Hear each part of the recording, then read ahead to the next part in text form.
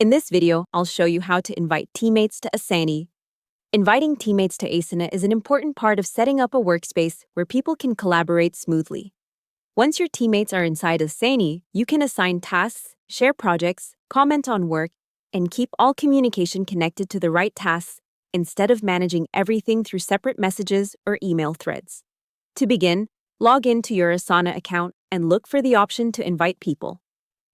Depending on the version of Asana you're using, this may appear as an invite button, an add people option, or part of your workspace or team settings.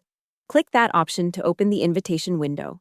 Next, enter the email addresses of the teammates you want to add.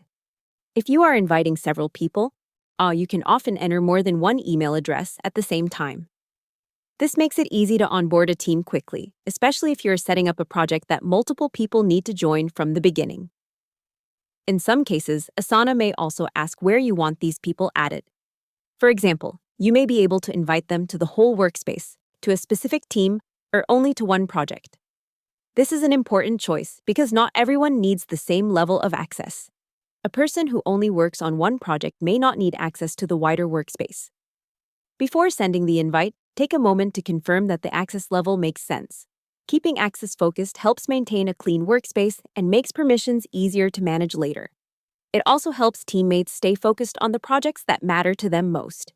Once you send the invitation, your teammates will receive an email with a link to join. After they accept, they can begin collaborating inside Asana right away. From there, you can assign work, share progress, and build a more organized team workflow. That's how to invite teammates to Asana. Open the invite option, enter their email addresses, choose the right access level, and send the invitation so your team can start collaborating. Hope the tutorial was helpful. Subscribe to my channel and see you in the next video.